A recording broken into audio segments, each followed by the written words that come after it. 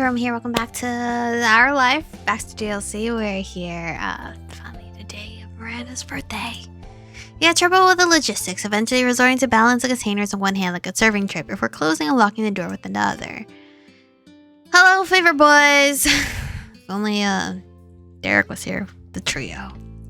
Back on the street, Cove was still loitering on the street, down by the front gate, blissfully unaware of what the secret party planning committee had gone through for this. Baxter called over to him, full of characteristic good cheer. "Good morning, neighbor." "Hey." Cove's response was quiet, more distracted than aloof. He was peering with interest at the boxes you were carrying. He had hopes about their contents. Contents? The plastic was kind of foggy and translucent, so it wasn't quite possible to tell what was inside, but Cove intuited that. Whatever it was edible. It was like a shark sometimes. See? My friend, you're looking at 35 of the finest freshly baked chocolate cupcakes with cream cheese frosting. Cole's face visibly lit up at the word cake, as if he'd been offered one already. "That's great. I believe Terry is also bringing a proper birthday cake from her home as well." Cole's smile grew even wider. You hoped Baxter was taking notes. "The way to a man's heart is through his stomach," was the phrase he suspected had originally been written about Cole. The promise of treats was far and away the most exciting aspect of any party, at least to him. Your childhood companion was so silly, you thought. He provided you with most of a lifetime's worth of entertainment for free. In fact, someone had tried to pay you to have it. Those won't be the only sweets either. There's going to be a chocolate fountain too. Cole's mouth formed a perfect round O, and you thought you could see sparkles in his eyes. Or maybe they were sprinkles. Yeah? What are you guys bringing to dip it in? Strawberries, marshmallows, banana slices, pretzels? I don't think we thought that far. While Cole was busy listing every single item he thought might reasonably taste good drenched in liquefied chocolate, it struck that you didn't know what the answer to this question was. Was Terry handling that? Were you supposed to have thought of something? You exchanged a nervous glance with Baxter, who shifted uncomfortably from one foot to the other. Very not good. Baxter didn't have a clue either, which could only mean that you had never even discussed the matter with Terry yesterday. It was a cupcake quantity quandary all over again. Your shoulders slumped. You had honestly never anticipated organizing a party would involve coordinating so many different things. Your mind simply couldn't keep track of it all. And this is why you have small parties. Seeing your distress, Baxter slipped into his usual mode of cool cucumberness. Let's think about this. Terry took the fountain home with her, so we can sensibly assume that she has taken charge of it, and by extension, the offerings to dip into the fountain. However, time isn't on our side, and luck has not been either. In order to be 100% absolutely crystal clear about the matter, we should text her and ask. Although if she's currently driving, he trailed off a hint of anxiety, managing to mar even his carefully schooled demeanor? Yeah. You all exchanged a new set of nervous glances, Cove joining in this time. This problem was one he could worry about. We could grab stuff. Our houses are right here, and you know what Terry's like. If she knew what she was gonna do, she would have said so already.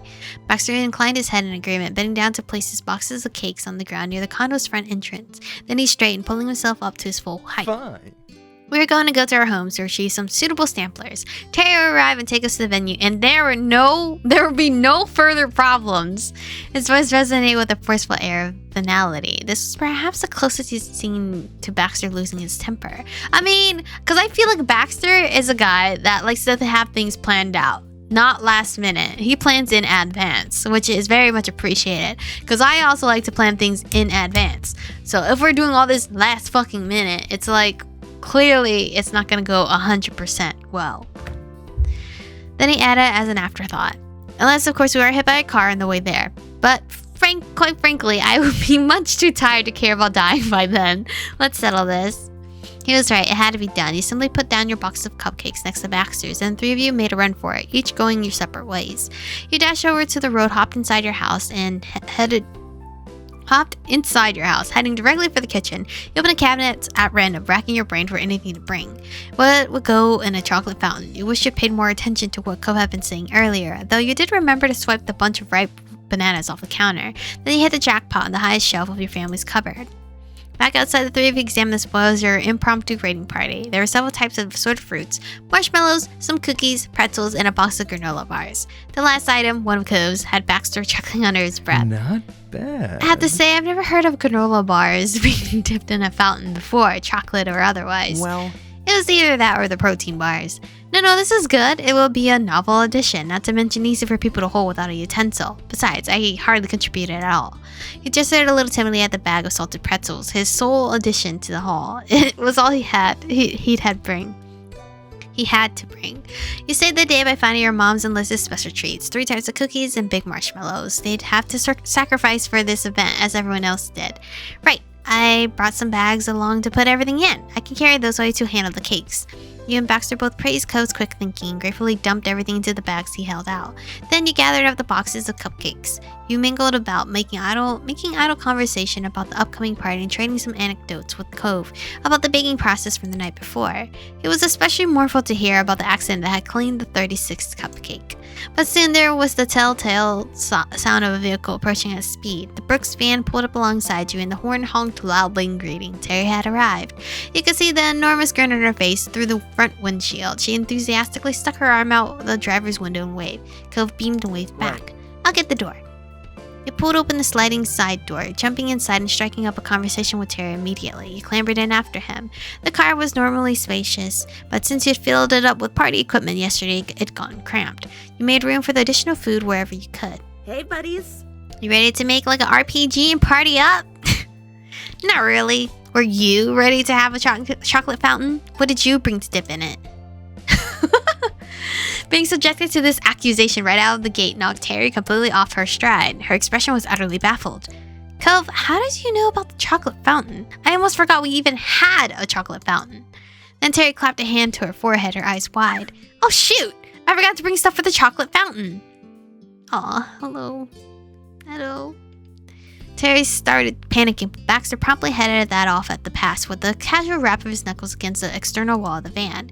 He leaned in through the side door, having stopped short of climbing inside after you and Cove. No need to worry about it, Terry. We thought that might have happened, so we took the liberty of bringing along some offerings of our own. You guys got the goods? of course. Yep, right here. Cove held out one of the bags of extra supplies he was clutching, jiggling enticingly. Terry placed a hand heavily to her heart. Crap, you are my saviors. But don't scare me like that. I thought this party was a bust. And do you know how many times I've thought that in the last 12 hours? You breathed deeply alongside Terry, relieved that you'd had the good fortune to account for this possibility. Slowly but surely, you felt some of the stress from the last several hours fade away in the company of your friends. Maybe this whole thing would work out alright in the end. Baxter gently tapped the side of the vehicle again to grab everyone's attention. Does that sound alright? With that safety out of the way, I'll part with you three here. I'm going to drive along behind my own car if that's alright. Okay, sure. That's cool with me, man. Terry didn't really get what Baxter was doing, but she wasn't about to start raising objections. A brief glance at the two of you confirmed that neither you nor Cove had a clue between you either. Splendid, I'll see you very soon. Where you going? He punctuated his farewell by closing the van door, leaving you and Cove to buckle yourselves in. Terry watching the rearview mirror as Baxter approached his vehicle and got inside. Once he'd fastened his seatbelt and flashed her a quick thumbs up, she put the van in drive and pulled out. Baxter followed suit and the four of you were off. You sat with the boxes of cupcakes stacked precariously in your lap, your arms wrapped around the sides to prevent the tower from toppling. You were hyper aware of every last dip and bump in the familiar roads like you'd never been before. As you went along, Terry laid out the plan for you when you arrived. So the idea is to make sure we get all the snacks and drinks and that stuff ready first, in case we're missing anything else. Then we've got to decorate everything as fast as physically possible before noon, basically. That's when people start showing up. We're gonna order some sandwich platters and salad bowls and stuff on delivery. Those should be there for people to get along with the cake, sort of like a late lunch. And by we, I mean Randy's mom and dad. We're off the hook for that part. She threw her head back and whooped with glee, a sound that was pure and clear as the morning. You felt her infectious enthusiasm. She continued. Anyways, Randy doesn't want to leave her party drag on forever, and we'll need time to clean up before the place closes, sorry. So we're gonna wrap things up with the event before dinner. When the guests are gone, we'll have until 10 before we'll get kicked out of the room. 10 p.m.? Now, I won't sugarcoat it or even chocolate coat it, team. It's gonna be another long day for all of us. Just don't forget, Randy's gonna be amazed and it'll all be worth the effort. I just know it. A birthday party that long though? From 12 to 10? Seems like forever. Are parties usually that long? Couldn't be me. You close your eyes, leaning back against the seat of the van. Terry was speaking the truth, of course, about all of it. It was to be another grueling day, but you had your friends and you were grateful to be huddling in the back of a van, surrounded by a mountain of bags and 35 cupcakes in your lap, to be alive, to be there.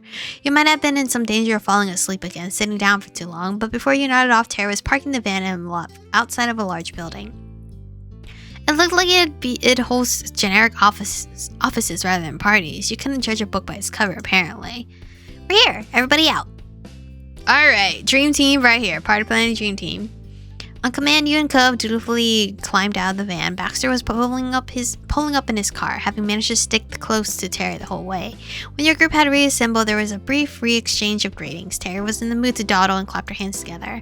Time to get moving, people. We've got a whole party truck to unload. Aye, aye, Captain. You didn't know any more appropriate phrases to show that you understood, so you just ducked your head awkwardly. Sure.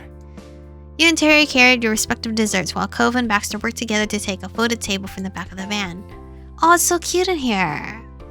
It is actually pink with a dance floor. Terry led the way to the rented room. You peeked your head around the cupcake container and got your first look at the party space. It seriously was perfect for this, and exactly as Terry had originally described, shiny, pretty, and pink. On Terry's direction, the boys put the table down in what would eventually be a refreshment section of the party. They extended the legs and flipped it upright. Once it was stable on its feet, Baxter was quick to cover the surface with one of the golden tablecloths. It was ready to go. Ever so carefully, you set your plastic chest of bejeweled consumables down. When the opaque lids came off, the revealed frosted tops were still intact. On closer inspection, you could tell a few cupcakes on the left side of the container were slightly smooshed, but the glitter coating hadn't rubbed off, so no one else would notice the imperfection. Ah! Terry's gleeful exclamation came from over his shoulder. She caught sight of your and Baxter's handiwork. Very nifty. That's what I'm talking about. The white cake with bits of rainbow confetti in her hand was the one element that was out of place with the theme. It was entirely unglamorous, a relic of more childlike birthdays. But that's why you were certain Miranda would adore it. She hadn't completely outgrown old favorites. Terry put it next to the cupcakes and gave you a big thumbs up. You had everything you needed, and the biggest potential disasters had been avoided. You could focus on the rest of the preparation work with confidence. The whole secret party planning committee went for another run of supply gathering. Another table and piles of plastic bags were brought into the venue. On the third round, everything had made it inside. You'd carried a red cooler filled with chilled sparkling cider. Terry hid that under the covered table until later. Then all four of you sat around the lit up dance floor, taking stuff out of the bags and sorting it into piles. Things for food on one half of the room, decorations on the other. Terry and Cove were both crisscrossed. Baxter kept his legs stretched out. It was kind of like being a kid on Christmas, except instead of opening gifts, it was things you'd have to set up, and instead of piles of wrapping paper all around it was plastic thank you for shopping bags. Still, you still had plenty of fun, especially after it was somehow decided that Cove Holden was a perfect hook for the feather boas. One after another was tossed over his shoulder into his lap until he looked like a multicolored big bird. Cove accepted the assignment with only a moderate amount of complaining. When the supplies were completely unpacked, Terry surveyed this collection of plates, napkins, utensils, plastic cups, and such. She announced that she'd handled the snack and drink arrangements. She delegated you, Baxter, and Cove to do everything else with the room. After a salute, Terry left the circle and headed to her station. From under his cloak of feathers, Cove got busy snapping off tags and removing casings. You and Baxter followed his lead. The empty bags were repurposed for holding trash. Peacefully and productively, your little team worked away on different tasks, until a groan of frustration echoed through the air. You glanced towards the opposite side of the room. Terry was shaking the chocolate fountain like she was trying to get a prizeful out of it. Technical difficulties. Baxter stated the obvious. Everyone in the room was aware of Terry's struggles. Not to worry, I have a bit of experience with those beasts. I should be able to offer assistance. He announced his intentions as he got up. There wasn't much left they had packaging, and you wanted to make sure everything was right, so you decided to go see Terry too. Cove was left to hold down the fort. He shrugged and one of the bows slipped down his back. You crossed the floor together, and with a wave, Baxter spoke out to the woman hunched over her table. Hello. Terry sprung up at the sound. Her face was despairing, and she skipped right past the greeting. How do you use this thing? Yeah, the chocolate is supposed to go, right? Because it's not going. Baxter pursed his lips and cocked a hip, considering. Basically, yes. You add the melted chocolate into the machine and turn it on. It takes a minute, but should start to flow. We can troubleshoot. Wait, the melted chocolate? She released her clutch on the fountain. Doesn't it melt when you put it in? A pinch of frustration made Baxter wince. It was only momentarily. Then he was smiling pleasantly. Whatever. He had to deliver bad news as pleasantly as possible. To use a chocolate fountain, the chocolate must be melted ahead of time. It won't cook in the machine. Those novelties aren't that sophisticated. What? I didn't know that. I didn't know that you didn't know that. I should have asked. I should have known. I should have been the one to set it up in the first place. Baxter's regrets grew and grew. You've never used one before, and I have. To be fair, I thought that thing was just... I didn't know either. So you had to melt it a little bit and then get it rolling. So, okay. I did not know that. The both of them dropped their faces with a sigh, though the dramatics of their actions were on entirely different levels. Baxter's ejection was subtle, restrained. Meanwhile, Terry couldn't have exaggerated her misery more. After Baxter used his own money to get it, and all the trouble you went to finding treats that could be used in it, the fountain ended up as a useless metal tower.